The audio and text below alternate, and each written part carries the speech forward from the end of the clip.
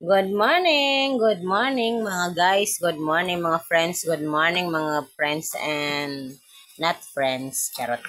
Ang life update pala, ngayon ay December 1, happy December 1 guys.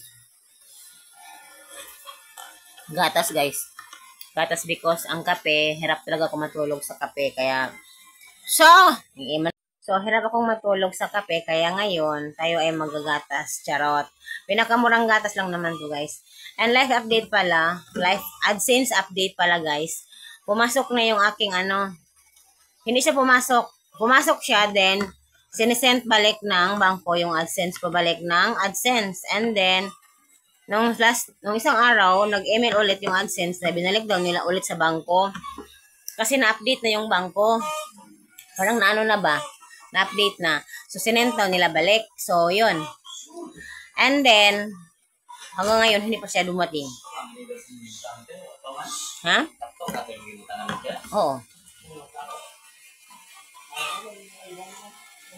Hindi pa siya bumalik. Hindi pa siya na-receive namin hanggang ngayon. Hindi, iwan ko lang kung ma-receive or hindi. And then, no. Ngayon is Monday. Ulan. And walang tubig kami ngayon. Kahapon pa kami lang tubig guys. Kasi Dodo ngayon absent. Kasi wala mang pangligo. Hindi kami nakapaglaban ng uniform niya. Kasi kahapon hanggang ngayon walang tubig. Sobrang hirap lang walang tubig guys. Mabuti pang walang kuryente. Wag lang walang tubig.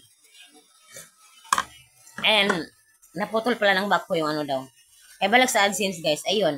Nasend balik pero hindi namin na-receive. Iwan ko kung ma-receive ba namin yun or hindi. Parang wala na rin ako ng pag-asa. Charot. May pag-asa hanggang buhay. And meron kaming kamag-anak na pumanaw. Balilula namin yun guys. Iwan ko kung saan ilalagak, dito ba sa simbahan or doon sa kanila. Malapit lang. Sa sentro lang ng bahay. So, ayun. Ito yung update ngayon. Ulan na Monday. Yung AdSense natin hindi na-receive. And then, alam nyo guys, cut off ngayon. Siguro nito guys, another 6 months na naman ang hintayin ko bago makasahod. Pero, laban lang tayo. Yung live, nakita yung live. Ang sexy guys, ang daming nagpapalipad. Pero, hindi naman tayo sexy. Wala tayong gagawin na ganun. And then, so yun nga, maulan, walang tubig. May pumanaw kaming lola. So, hindi pa dumating, nandun pa sa city. Hindi ko alam kung saan yun ilalagak. Kasi busy na sila dito o busy na sila sa paghanda. So, yun lang. Thank you for watching.